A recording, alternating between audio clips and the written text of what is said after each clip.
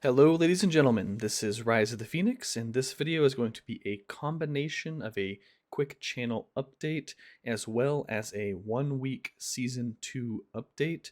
On just about an hour from the time of recording this video, my server will have been live with Season 2 for 1 week.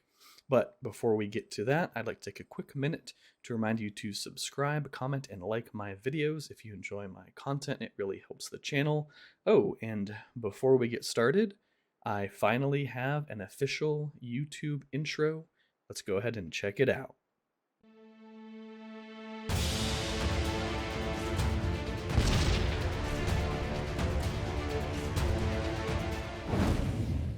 Welcome back, ladies and gentlemen. I hope you enjoyed the intro, and I hope you noticed the amazing, brand new official Phoenix Gaming logo.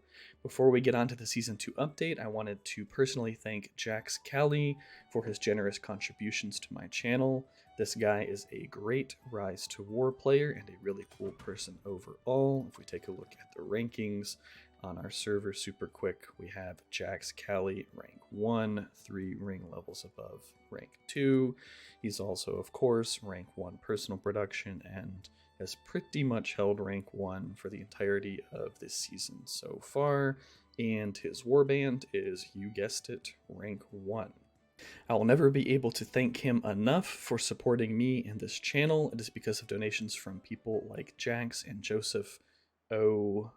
I don't know how to say his last name, and it might be better if I left off his last name anyways, but if he's watching the video, he'll know that I'm talking about him. It is because of people like them that I was able to get the Phoenix Gaming logo and the intro video created.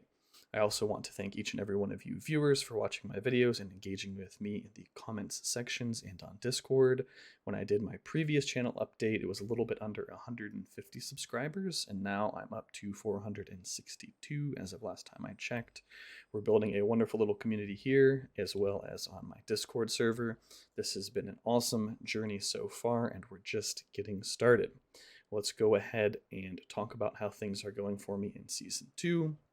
The early game was pretty brutal because the server launched at 11 p.m. on the eve of Christmas Eve, so the night before Christmas Eve, which means I didn't really have very much time to play during the initial 24 hours, and I didn't want to create my account a day or two late, after Christmas Eve and Christmas, because we had so many people that were going to be playing Angmar on the server. I was worried it was going to get full and I wouldn't get a slot, and it indeed did fill up, so I'm glad I went ahead and made my account, even if I had to start a little bit behind.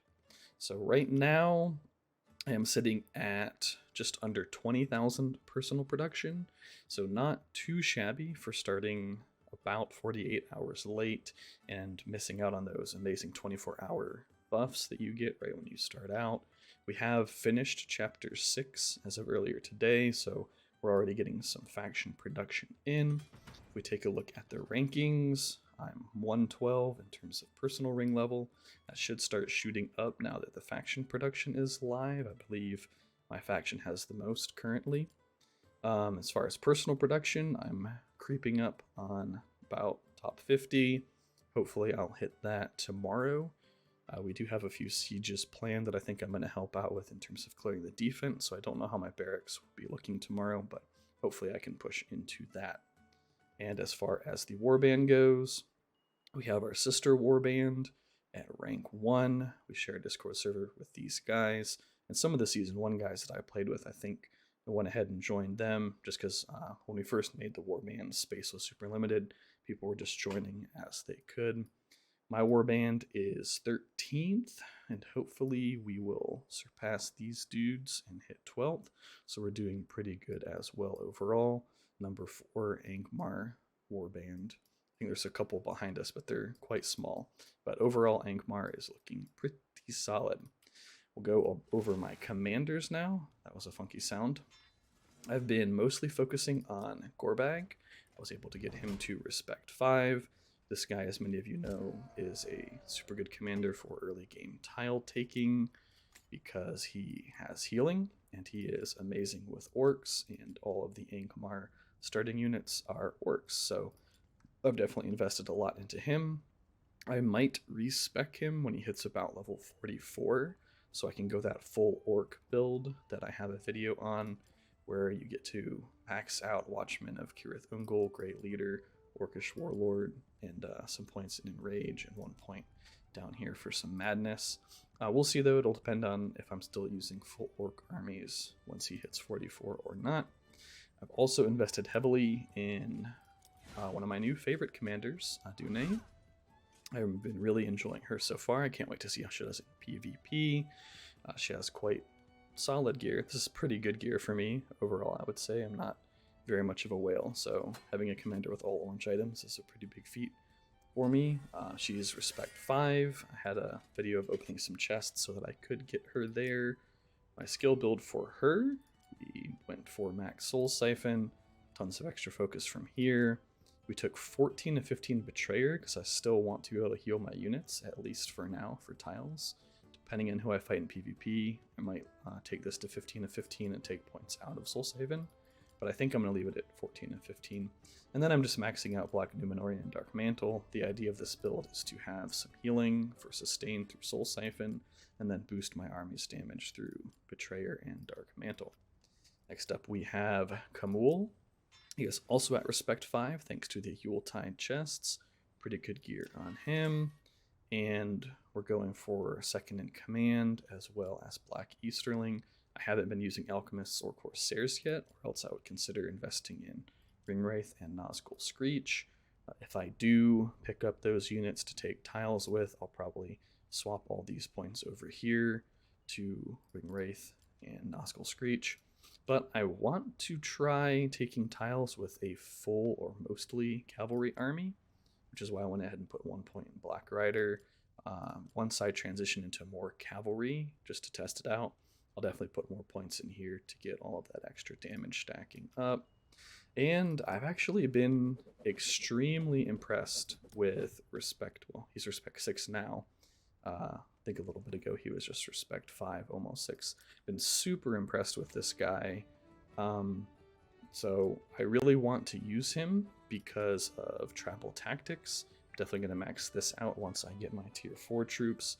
I believe at 7 of 7, it's a 25% chance for evil men to attack twice, which if you're running a full army of evil men, such as Fallen, Dragoons, and Corsairs, that's a whole bunch of extra attacks. It's like 6 to 9 extra attacks per 10 round combat, which is pretty fantastic when you look at other similar skills.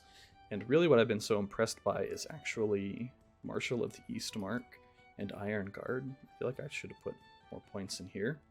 The combination of these two skills, and then you add on top of it Evil Alliance, this guy just provides a ridiculous amount of damage reduction and durability to your units. And even on top of that, I found out that Easterling, when it says reduces enemy stats, it reduces their attack damage as well.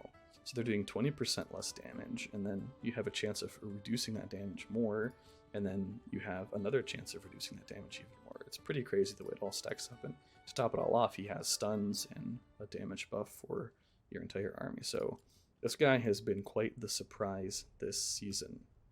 As far as other commanders go, I do have a bunch that I've unlocked.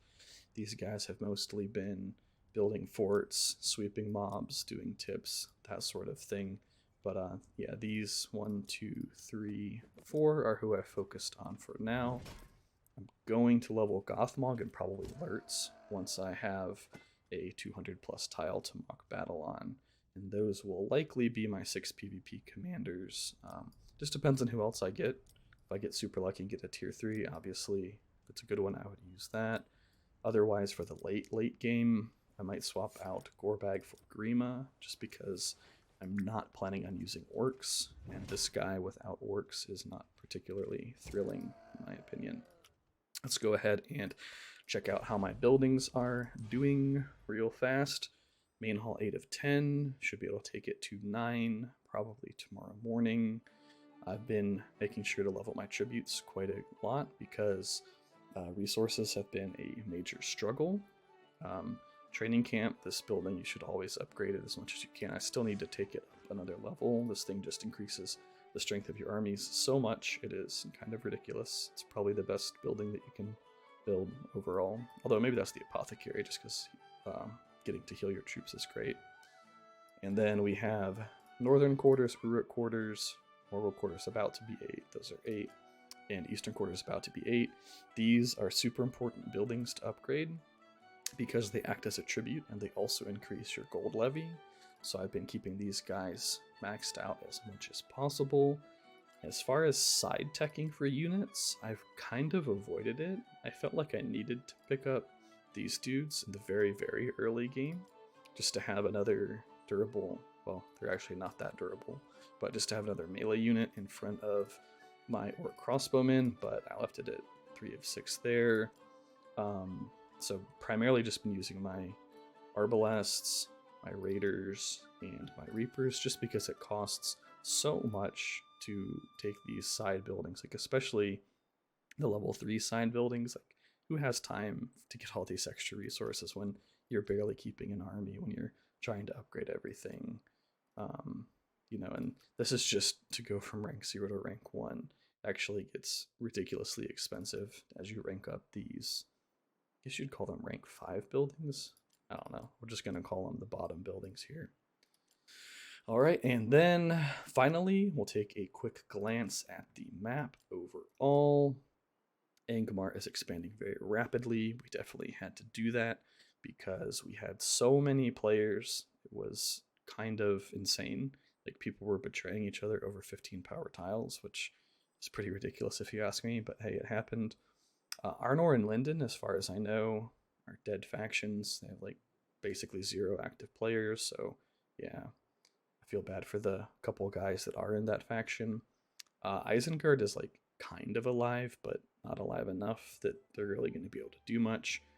We are full in Angmar. Rohan is full. Gondor is also full.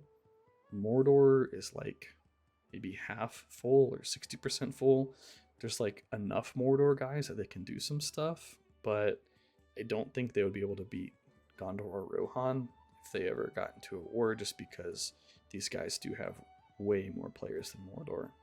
Rune, as usual, is pretty much a dead faction. There's a few guys there, but probably not enough to do anything. And then you have Erebor and Lothlorien, who are kind of in the same situation as Mordor, where they have enough people to do stuff, but if it ever came down to a 1v1 war against either Angmar, Rohan, or Gondor, these 3 factions, we just have such a numerical advantage against them that I don't think they'd be able to win. However, you never know what happens. I mean, with some shrewd diplomacy, these guys could definitely be contenders in the long run for the ring if they play it right and make some good alliances, make some good diplomatic plays. And you never know what's going to happen in this game. That's one of the reasons I love it so much. All right, that's it for this video. I hope you enjoyed it. Let me know what you think about my progress so far in Season 2 down in the comments. I'll see you in the next one. Rise of the Phoenix, over and out.